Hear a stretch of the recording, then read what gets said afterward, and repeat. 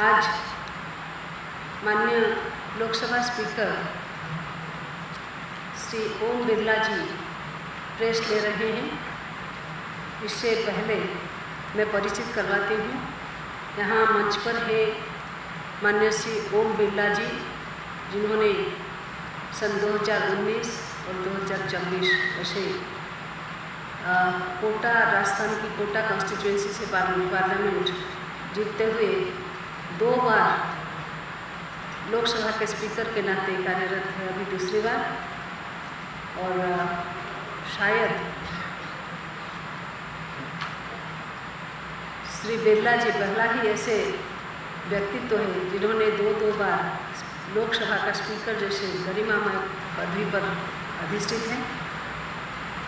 इनके बगल में पूर्व में रही केंद्रीय ट्राइबल अफेयर्स मिनिस्टर, वर्तमान में संसदीय अनुसूचित जाति और अनुसूचित जनजाति के संसदीय कमेटी के अध्यक्ष हैं माननीय श्री फगन सिंह कुलस्ते जी। इनके बगल में उड़ीसा विधानसभा के सचिव माननीय सत्यव्रत राउत जी हैं और मेरे बाईं तरफ लोकसभा के सेक्रेटरी जनरल श्री उत्पल कुमार दत्त जी उपस्थित हैं।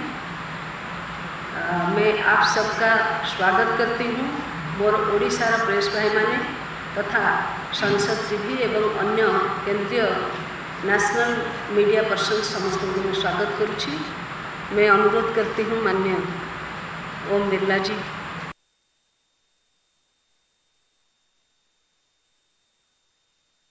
हमारी लोकसभा अनुसूचित जाति और जनजाति कमेटी के अध्यक्ष माननीय फगन सिंह कुलस्ते जी अपना वाणी रखेंगे। सबको नमस्कार। विशेष तौर से आज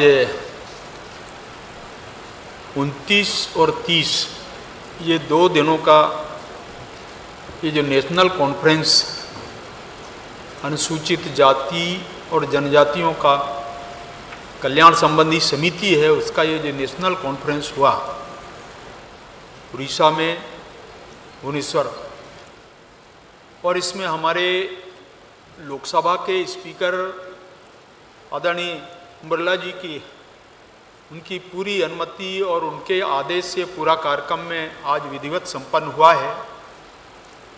और इस कार्यक्रम में हमारे उड़ीसा विधानसभा के जो हमारे अध्यक्ष हैं उमा पाणी जी, उनका ये सारे देखरेख में ये कार्यक्रम संपन्न हुआ है। और उनके सचिवालय का, हमारे लोकसभा सचिवालय का फल जी, और विशेष तौर से माननीय अध्यक्ष जी हम सबको और हमारे पूरी प्रेस को वो कहने वाले हैं। परंतु प्रारंभिक तौर से मैं कि कल जब ये कार्यक्रम प्रारंभ हुआ 29 तारीख को, तो हमारे देश के सबसे बड़ी पंचायत लोकसभा और इस लोकसभा के अध्यक्ष के द्वारा इस कार्यक्रम की शुरुआत हुई।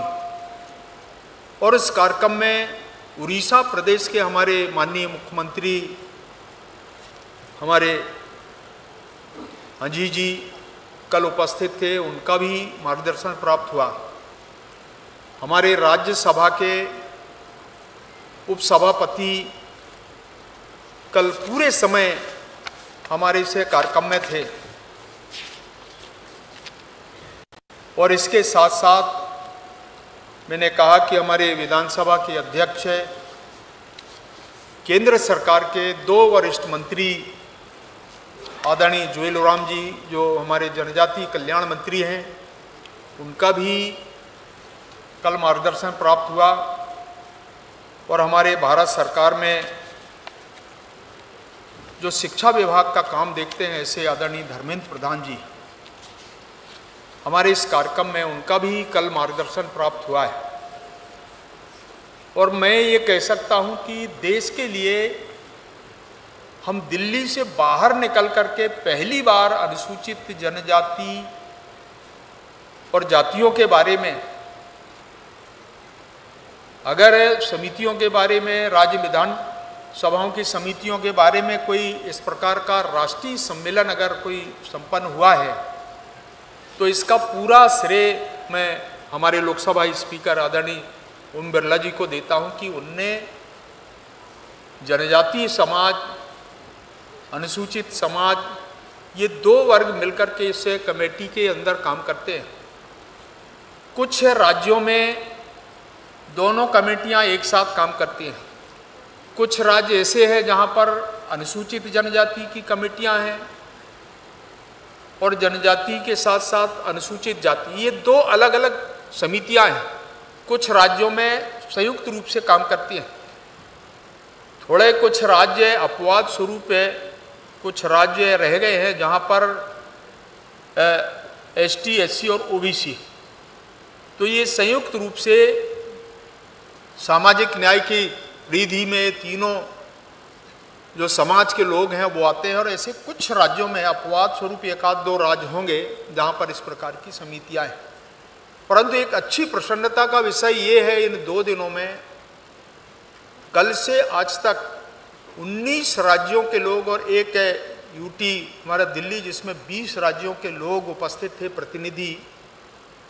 हमारी संसदीय कमेटी जो लोकसभा, राज्यसभा, ऐसे लोकसभा से 20 माननीय सदस्य रहते हैं, लोकसभा से, राज्यसभा के हमारे 10 मेंबर रहते हैं। ऐसे संयुक्त रूप से एक संसदीय समिति जो बनी है आदरणीय बिरला जी के नेतृत्व में, वो समिति काम कर रही है। उनमें से हमारे सदस्य 18 ऐसे मेंबर आए थे, उनमें से 8 सदस्यों ने इस पूरे कार्यक्रम में जिनने सुझाव दिए, भागीदारी की। 14 ऐसे राज्य हैं जहां पर सभापति हमारे राज्यों के, राज्य विधानसभाओं के, उनके सभापतियों की भागीदारी हुई। कुछ उपसभापति हैं, उनकी भागीदारी हुई। हमारे राज्यों के जो प्रतिनिधि हैं, विधायक, विधान परिषद के सदस्य, ऐसे राज्य सरकारों के जो प्रतिनिधि हैं, राज्य विधानसभाओं के, उनका भी पार्टिसिपेशन हुआ है। ऐसे बड़ी संख्या में, अगर मैं कहूँ कि त्रिपुरा जैसे प्रदेश से लोग आए थे, मेघालय, आसाम, आप केरल, तमिलनाडु,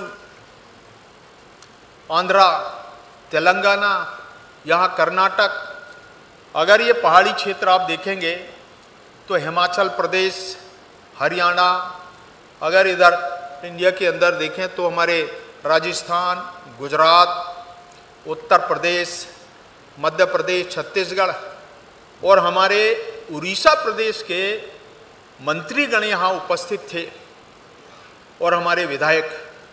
ये कल के जो कार्यक्रम हुआ उसमें इस प्रकार की पूरी गतिविधियां रही। बहुत महत्वपूर्ण सुझाव कल आए हैं और आज समापन के अवसर पर उड़ीसा प्रदेश के महामहिम राज्यपाल जी का आज उनका मार्गदर्शन प्राप्त हुआ। समापन समारोह आज उनके हाथों से हुआ और आज बाकी हमारे लोकसभा स्पीकर साहब का भी आज इस पीडीटी सेशन में उनका बहुत प्रभावकारी मार्गदर्शन प्राप्त हुआ है। हमारे राज्यसभा के सभापति जी का भी, हमारे विधान सभा उड़ीसा के अध्यक्ष जी का, और आज हमारे डिप्टी सीएम हमारे जो उड़ीसा से हैं बहन, उनका मार्गदर्शन प्राप्त हुआ। संसदीय कार्य समिति के हमारे डॉक्टर साहब का, उनका कार्यक्रम, उनका भी मार्गदर्शन प्राप्त हुआ। और हमारे यहाँ के उड़ीसा प्रदेश के जो सभापति है भास्कर जी, उनका भी।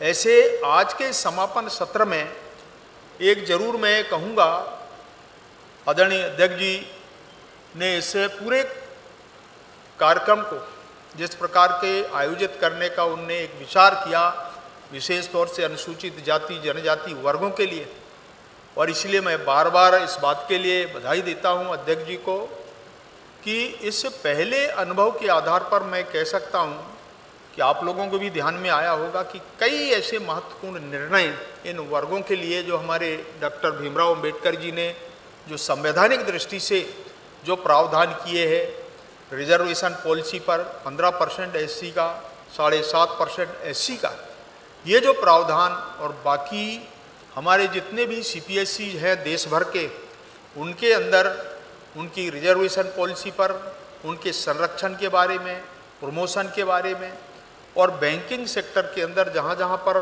भी हमारे पास जो विषय आए हैं, ऐसे देश भर में बैंकों के बारे में लगभग 32 ऐसे मंत्रालय भारत सरकार हो या राज्यों के अंदर हो, उनके अंदर भी हमने जहाँ भी ऐसा अनुभव आया है, विशेषकर कल एक उल्लेख हुआ है, कल आदरणीय धर्मेंद्र जी ने शिक्षा के क्षेत्र में एक अभूतपूर्व परिवर्तन उनने किया है, उसका भी उल्लेख यहाँ हुआ है। और इसलिए मैं आप सब प्रेस के मित्रों को कहूँगा कि हमारे माननीय अध्यक्ष लोकसभा ओम बिरला जी आपसे विस्तार से बातचीत करेंगे। मैं प्रारंभिक तौर से जो कल 29 को प्रारंभ होकर के आज 30 तारीख को ये समापन हुआ है, इससे 2 दिन की जो गतिविधियों के बारे में मैंने आप लोगों को ये जानकारी देने का प्रयास किया है। धन्यवाद। जय जगन्नाथ।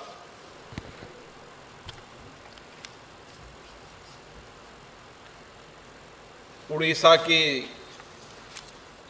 इस आध्यात्मिक धर्म और संस्कृति कला की धरती पर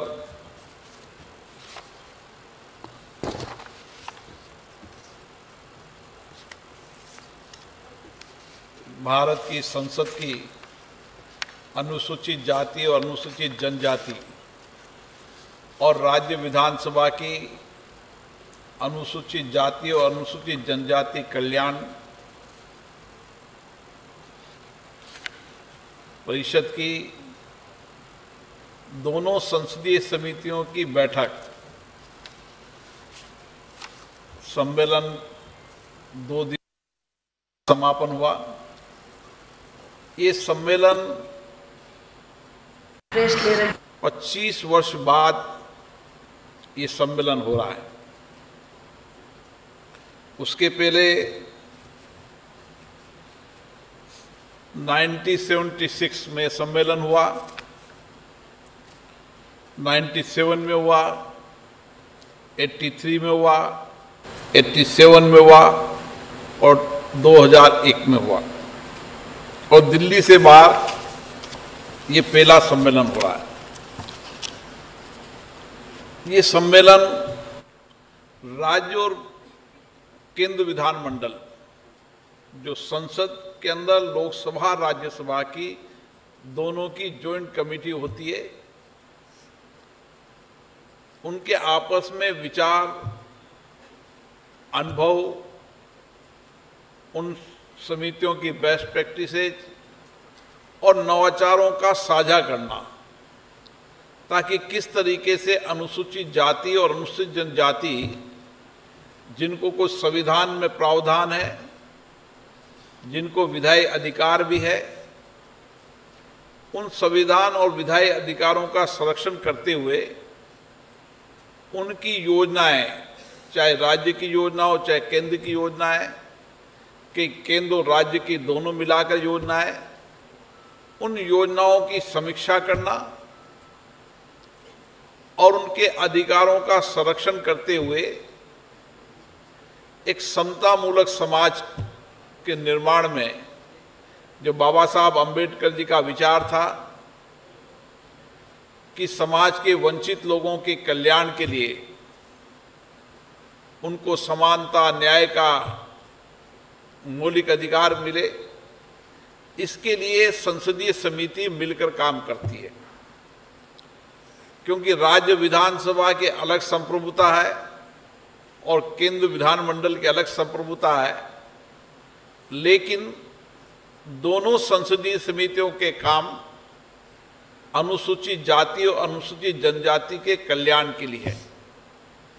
इसलिए कई राज्यों के अंदर इन कमिटियों ने नए इनोवेशन किए, अच्छे बेहतर काम किए हैं।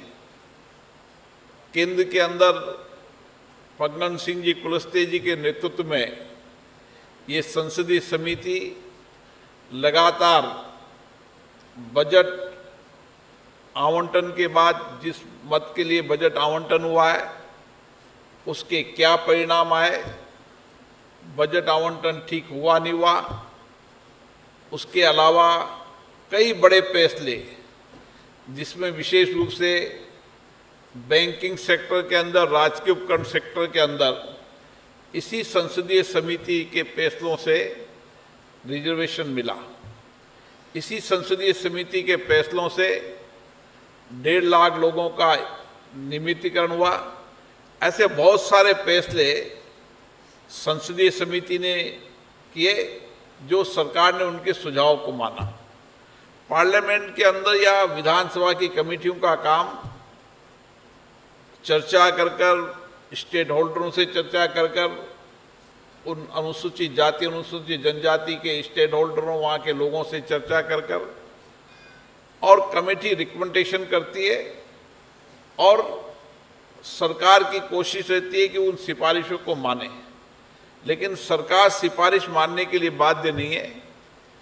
ये कमेटी रिकमेंडेशन करती है और सरकार इन कमेटियों के सुझावों को मानती है, क्योंकि ये व्यापक चर्चा होती है संसद के अंदर या राज्य विधानसभाओं के अंदर।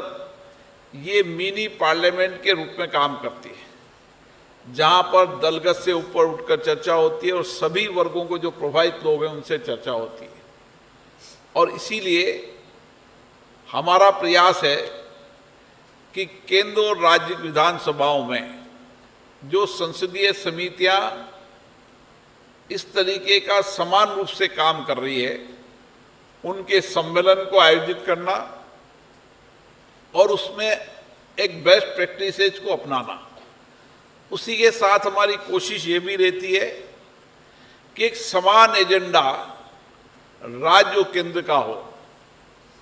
और इसीलिए कुछ महत्वपूर्ण विषयों पर चर्चा हुई है जिन पर राज्य और केंद्र सरकार से चर्चा की जाएगी और एक विजन 2025 भुवनेश्वर, एजेंडा 2025 भुवनेश्वर, जिसको हम आगे लेकर जाएंगे और किस तरीके से अनुसूचित जाति, अनुसूचित जनजाति के कल्याण को और व्यापक रूप से उनकी जो कुछ भी उनकी चुनौतियां हैं, कठिनाइयां हैं, उन चुनौतियों कठिनाइयों का भी समाधान करना और उनके कल्याण के लिए और उनके जो संवैधानिक और उनके विधायी अधिकार हैं उनको पूर्ण रूप से मिलाने के लिए संसदीय समिति काम करेगी।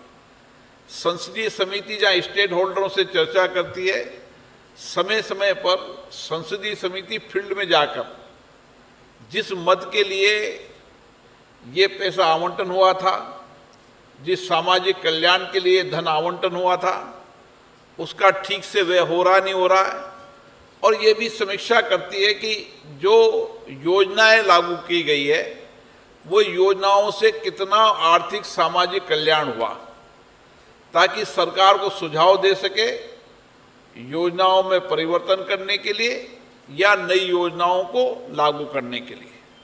मैंने पूर्व में कहा संसदीय समितियों का काम सुझाव देने का है, लेकिन परंपरा ये रही है कि संसदीय समितियों की अधिकतम सिफारिशों को सरकार मानती है और उसको एग्जीक्यूशन करती है। और इसीलिए राज्यों के अंदर भी ये संसदीय समितियां प्रभावी रूप से काम कर सके। इसलिए क्योंकि पार्लियामेंट का काम ये होता है कि एक बड़े परिप्रेक्ष्य के अंदर हम किस तरीके से राज्य की संसदीय समितियों को भी और बेहतर काम करने की, कार्यकुशलता को बेहतर करने की, नए इनोवेशन की, टेक्नोलॉजी को उसको अपनाते हुए वो भी राज्य के अंदर लोगों का अधिकतम कल्याण करें। और क्योंकि भारत सरकार समय समय पर इनके कल्याण के लिए काम करती है और अनुसूचित जनजाति आयोग, अनुसूचित आयोग, ये भी समय समय पर आयोग भी जब कोई घटना घटती है या कोई विशेष परिस्थिति होती है तो आयोग भी अपना काम करती है।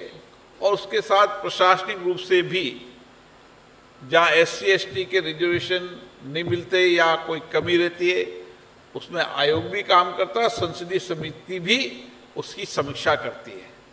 और इसका मकसद एक ही है कि समाज के अंदर अनुसूचित जाति, अनुसूचित जनजाति के कल्याण, उनके व्यापक अधिकार और उसके साथ साथ उनके सामाजिक आर्थिक सशक्तिकरण के साथ उनके जीवन में परिवर्तन करना। और संसदीय समिति कार्यपालिका की निगरानी और सरकार की जवाबदेही भी तय करती है।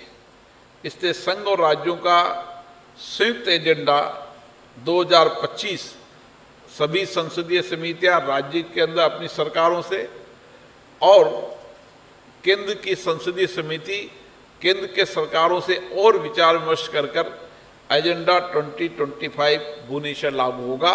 उससे निश्चित रूप से देश के अंदर, राज्य के अंदर अनुसूचित जाति और अनुसूचित जनजाति के लोगों के कल्याण के लिए और उनकी योजनाओं की समीक्षा के साथ उनके बेहतर भविष्य के लिए काम करेगी। साथियों, लोकतंत्र के अंदर चाहे राज्य की विधानसभा हो, चाहे केंद्र की विधान मंडल हो, लोकतंत्र में सरकार की जवाबदेही इन संस्थाओं के प्रति होती है।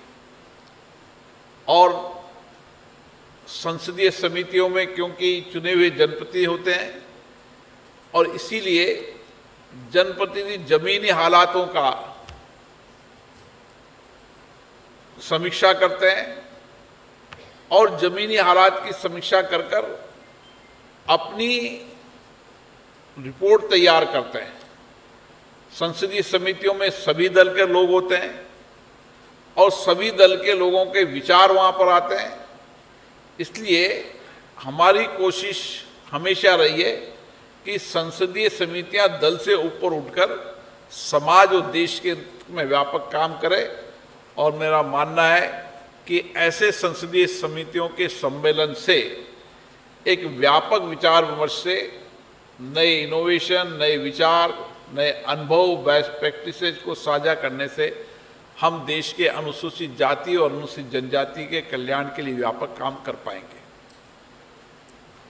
इसमें कुछ विषय, कुछ एजेंडे के विषय वो सरकार से चर्चा करने के बाद उस एजेंडे के विषय को लागू करेंगे। लेकिन हमारा मानना है कि संविधान के अंदर अनुसूचित जाति और अनुसूचित जाति को व्यापक अधिकार दिए हैं। इसी तरीके से संसदों के अंदर और विधान मंडलों के अंदर भी अपनी अपनी विधानसभा और संसद ने भी व्यापक विधायी अधिकार इन समितियों को दिए हैं। इसलिए इन संसद और राज्य की विधानसभाओं को मिलकर काम करना होगा और कई बार कानून बनाते समय राज्य की विधानसभा और केंद्रीय विधानमंडल जिसको लोकसभा राज्यसभा कहते हैं, वो दोनों मिलकर कई कानून की भी सुझाव देते हैं ताकि एक बेहतर कानून बन सके। कानून बनने से लोगों का और कल्याण हो सके। इसके लिए समय समय पर राज्य विधानमंडल और लोकसभा राज्यसभा आपस में चर्चा संवाद करते समय जब कानून बनाएंगे, कानून में लोगों के अधिकतम सुझाव आएंगे तो बेहतर कानून भी बनाने का विचार सरकारें करती है। उसमें इन कमेटियों के इनपुट उनके कानून बनाने में विशेष रूप से काम आते हैं। संसदीय समितियों के सुझाव से कई कानून भी बने, संविधान में संशोधन भी हुए, राज्यों में भी कानून बने। इसी तरीके से संसदीय समितियों का इस देश के लोकतांत्रिक संस्थाओं में बहुत महत्वपूर्ण स्थान है। इसलिए इसको मिनी पार्लियामेंट का भी रूप दिया जाता है और संसदीय समितियों में दल से उठकर पर व्यापक चर्चा करने का समय होता है ताकि हर एजेंडे पर, हर विषय पर ज़्यादा ठीक से आकलन और समीक्षा इन संसदीय समितियों में होती है। मैं इस संसदीय सम्मेलन के आयोजन के लिए उड़ीसा विधानसभा के अध्यक्ष सुरमा पाटिल जी को बहुत बहुत बधाई देता हूं, जिन्होंने एक बेहतर आयोजन किया और अधिकतम राज्यों के प्रतिनिधि इस सम्मेलन में आए। मुझे आशा है भगवान जगन्नाथ की कृपा से इन संसदीय समितियों के माध्यम से हम समाज के अनुसूचित जाति और जनजाति के लोगों का और कल्याण की कार्य योजना बना पाएंगे। कोई विषय आपका?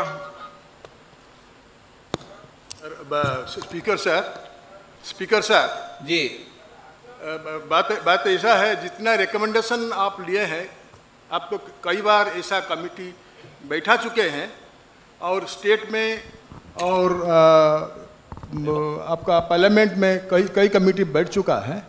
जो रिकमेंडेशन आता है इनमें कितना % काम हुआ है और इनमें क्या कल्याण SC/ST का हुआ है, जरा बताएंगे। संसदीय समितियों के अंदर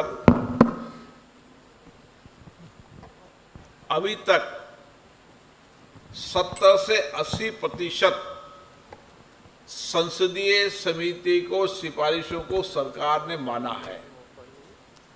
हर संसदीय समितियों की अलग अलग रिपोर्ट चर्चा होती है, सदन में टेबल होती है और टेबल करने के बाद एक्शन टेकन के लिए सरकार को जाती है और सरकार उसके एक्शन टेकन पर भी क्या क्या एक्शन टेकन हुआ उस पर भी समीक्षा होती है। जो पुराना परंपरा और अनुभव रही है 70 से 80%, कहीं 90 भी होती है, कहीं 95% भी होती है, लेकिन अनुमानित ये होती है 70-80% सिफारिशें सरकार मानती है। इसलिए संसदीय समितियों की भूमिका महत्वपूर्ण होती है। अध्यक्ष जी, आजकल अक्सर हम लोग ये देखते हैं कि पार्लियामेंट में जो डिबेट डिस्कशन डिसरप्शन की वजह से बहुत सेशन ठीक से चल नहीं पाता। Monsoon session for example almost wash out हो गया। तो आगे जा कर के संसद की सदन ठीक से चले, इसको लेकर के आप क्या, आपकी स्ट्रेटेजी है क्या, कानून में क्या बदलाव लाने की कोशिश करेंगे आप? संसद हो या विधानसभा हो, ये सदन चर्चा के लिए है, संवाद के लिए है। सहमति असहमति हमारे लोकतंत्र की ताकत रही है।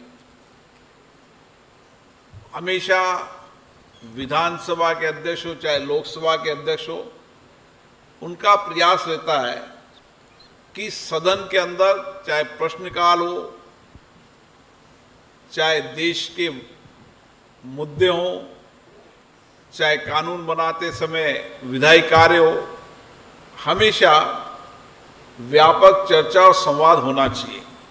लेकिन ये हम सब के लिए चिंता का विषय है, जिस पे समय समय पर हम लोकसभा राज्यसभा का विधानमंडल सम्मेलन के अंदर हम इस बात की चिंता कर रहे हैं कि लगातार सदन के अंदर वैधान नियोजित गतिरोध, ये सदन के और विधानमंडलों की परंपराएं नहीं रही। और विशेष रूप से मैं पहले भी कहा है कि नियोजित गतिरोध लोकतंत्र के लिए उचित नहीं है। सहमति असहमति हो सकती है, विचारधारा और विचारों में भी भिन्नता हो सकती है, लेकिन लोकतंत्र के संस्थाओं के अंदर इस पे चर्चा, संवाद, सहमति असहमति से ही परिणाम निकलेंगे और उससे ही कल्याण कर पाएंगे। क्योंकि जनप्रतिनिधियों से को बहुत अपेक्षाएं, आकांक्षाओं से जनता चुनकर भेजती है, ताकि जनप्रतिनिधि अपने क्षेत्र की समस्याएं हों, राज्य के मुद्दे हों, देश के मुद्दे हों, विधायी हो, उसमें अपनी बात को रख सके। लोगों की अपेक्षाएं, कठिनाइयाँ, चुनौतियाँ, ये सदन में रखा जाता है और सदन के माध्यम से सरकार का ध्यान आकर्षित किया जाता है, ताकि जो कठिनाई चुनौतियाँ हैं, वो चुनौती और कठिनाई को सरकार के ध्यान में लाकर उनके जीवन की बेहतरी के लिए काम करें। इसलिए मेरा हमेशा प्रयास रहता है कि सदन में गतिरोध नहीं होना चाहिए, सदन में वैधान नहीं होना चाहिए, सदन के अंदर नारेबाजी, तख्तियाँ, ये लोकतंत्र की परंपरा नहीं है। हमारा आचरण, व्यवहार जनप्रतिनिधि का ऐसा होना चाहिए ताकि देश की जनता हमारे आचरण व्यवहार का मार्गदर्शन और हमसे नेतृत्व की अपेक्षा रहती है। इसलिए हमारी भाषा, हमारी बोली, हमारा आचरण भी मर्यादित होना चाहिए, चाहे सदन के अंदर हो चाहे सदन के बाहर हो, ताकि हम लोकतंत्र के माध्यम से, सदन के माध्यम से इसकी गरिमा और प्रतिष्ठा को और बढ़ा सकें। सर, जैसा कि Sir, I am asking something different question. Sir, after independence of our country, we only focusing the development and empowerment of SC, ST, OBC. If this mode is continued regularly, तो general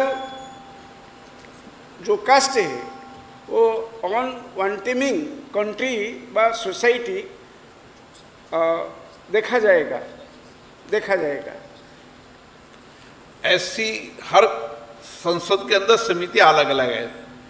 अनुसूचित जाति, अनुसूचित जनजाति का अलग committee है, OBC के लिए अलग कमेटी है। तो समाज के अंदर जब संविधान बना था उस समय ही अपेक्षा की गई थी कि समाज के अंदर जो वंचित गरीब व्यक्तियों को भी समान न्याय अधिकार मिले। लेकिन मैं 75 वर्षों के बाद मैं कह सकता हूं कि आज समतामूलक और समानता का समाज बढ़ता जा रहा है। आज SC, ST के लोग भी बिना आरक्षण के भी अपने अपने क्षेत्रों के अंदर बहुत बड़ा योगदान देश के अंदर दे रहे हैं, चाहे शिक्षा के अंदर हो, चाहे व्यापार हो, तकनीकी हो, डॉक्टर हो, इंजीनियर हो, वह भी समाज के अंदर, देश और दुनिया के अंदर वो नौजवान योगदान दे रहे हैं। इसलिए समाज में संविधान बनाते समय एक व्यवस्था बनाई थी। उस व्यवस्था के तहत अनुसूचित जाति और अनुसूचित जाति के कल्याण और उनको जो संवैधानिक और विधायी अधिकार दिए हैं उसका संरक्षण करना और उसकी निगरानी का काम SC, ST की कमेटी करती है।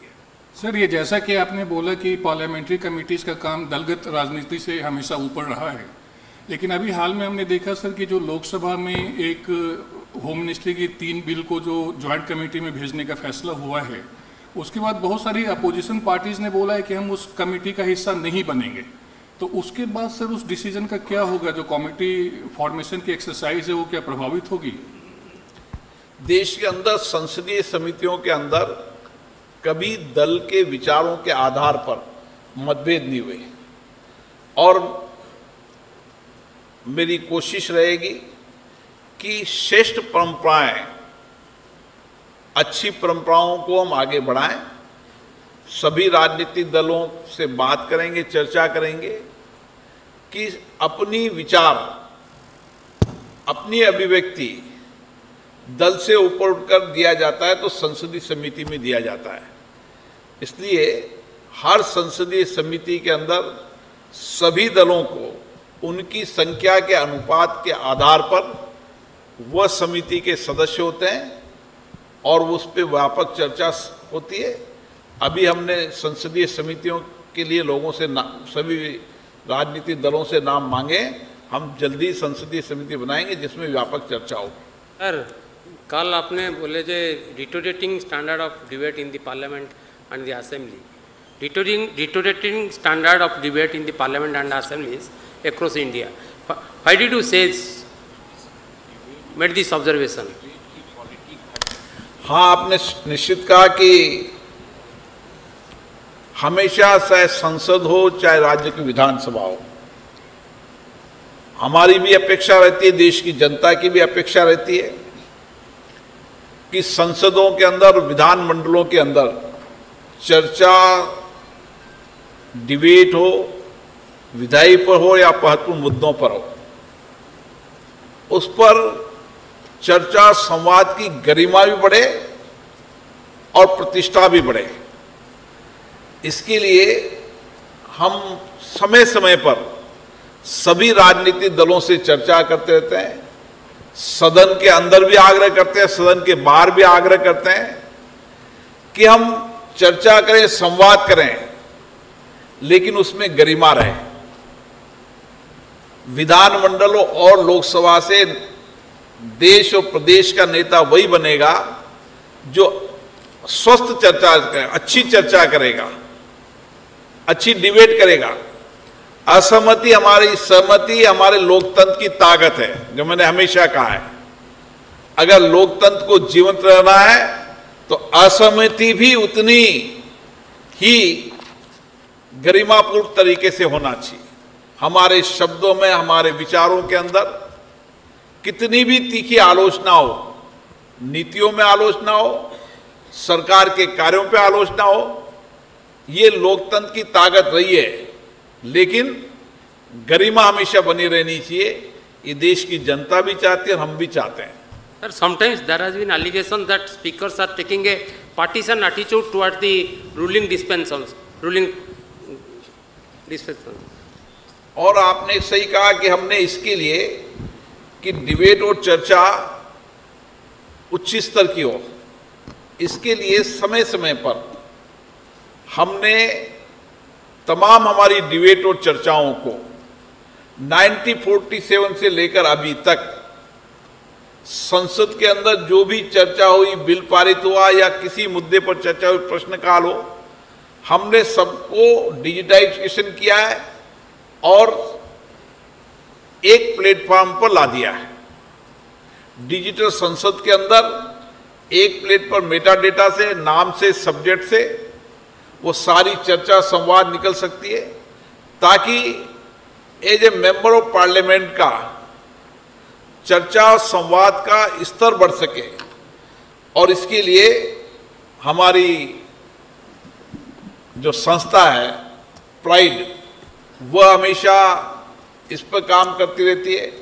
और इसी तरीके से हमने लाइब्रेरी को भी 24 आवर 24 घंटे ऑनलाइन किसी भी विषय पर, किसी भी सब्जेक्ट पर, किसी भी बात पर कोई भी चर्चा संवाद आप ऑनलाइन मांग सकते हैं, ऑनलाइन मिलेगी। ताकि हमारी कोशिश रहती है कि सभी माननीय सदस्यों की कैपेसिटी को बिल्ड किया जा सके, बढ़ाया जा सके, ताकि वो चर्चा संवाद और बेहतर कर सके। और उसके लिए जो भी उसको मटेरियल की आवश्यकता है वो उपलब्ध कराया जाता है। स्पीकर सर, ये जो कॉन्फ्रेंस अभी हुआ है 2 दिन का, उसमें आपने 2 बार जिक्र किया विजन 2025 भुवनेश्वर के बारे में। उसके बारे में पर आपने डिटेल में इलाबोरेट नहीं किया कि क्या एग्जैक्टली डिस्कस हुआ है, what are the resolutions of this conference. इसमें 31 माननीय सदस्यों ने अपने विचार रखे। राज्य विधानमंडल के सदस्य भी थे, सभापति भी थे, संसदीय समिति के सदस्यों में रखे।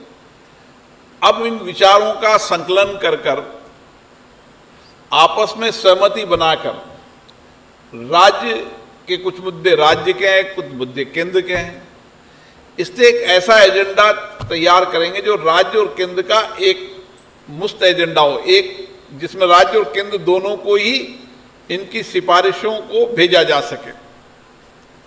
क्योंकि डिबेट के अंदर कई मुद्दे ऐसे हैं जो केवल राज्य तक सीमित हैं, वो केंद्र तक सीमित नहीं है।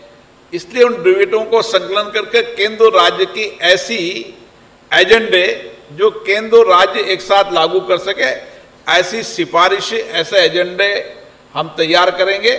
और माननीय संसदीय समिति के हमारे अध्यक्ष सभी राज्य सरकारों से और राज्य के विधानमंडल के अध्यक्षों से भी चर्चा करेंगे। और मुझे लगता है कि जो फैसले, जो निर्णय यहाँ हुए हैं, उनको ठीक से सिफारिश हम राज्य और केंद्र को भेज सकें, ताकि उनकी बेहतरी के लिए काम कर सके। धन्यवाद। और कुछ सर एक क्वेश्चन है।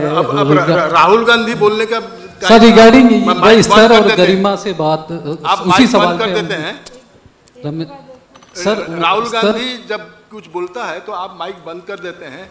अब और एक बात सर, जब सत्ता पक्ष के लोग सदस्य ने कुछ बातचीत कर रखते हैं तो आप हंसते हैं, लेकिन विपक्ष बोलने से आप गुस्सा हो जाते हैं, ऐसा क्यों है? सदन में एक व्यवस्था है और सदन नियम प्रक्रियाओं से चलता है। और सदन नियम प्रक्रियाओं से चलता है। जब सदन में जिस सदस्यों को बोलने का अवसर दिया जाता है और उसकी पार्टी का जितना समय होता है, अधिकतम डिबेट और चर्चा जितना समय आवंटन हुई थी मानो कोई में 8 घंटे हुई तो 12 घंटे चलिए, 12 घंटे तो 17 घंटे चलिए। तो यही लोकतंत्र है कि जितना समय आवंटन हो उससे ज़्यादा समय मान्य सदस्यों को दिया है। इसी तरीके से क्योंकि मान्य सदस्यों के अपने लोकसभा क्षेत्र के महत्वपूर्ण मुद्दे होते हैं, इसलिए कई बार 174, 175, 150, 100 शून्यकाल के अंदर भी विषय उठाए गए हैं जो भी अपने आप में इस लोकसभा में कीर्तिमान रहे हैं। इसलिए ज़्यादा से ज़्यादा अवसर देना ये हमारा प्रयास रहता है और हम विधानमंडल में भी स्पीकर यही प्रयास करते हैं कि ज़्यादा से ज़्यादा अवसर मिले, लेकिन सदन नियम प्रक्रियाओं से चलता है। नियम प्रक्रियाओं से सदन चलना है कि व्यवस्थाएं हमारे पूर्ववर्ती अध्यक्षों ने लागू किए और वो नियम प्रक्रिया भी सदन में बहुमत से नहीं, सदन की सर्वसम्मति से वो नियम प्रक्रिया पारित होते हैं। इसलिए कोई भी व्यक्ति हो, किसी भी दल का व्यक्ति हो, ये अपेक्षाएं की जाती है कि नियम प्रक्रियाओं का पालन करें। धन्यवाद।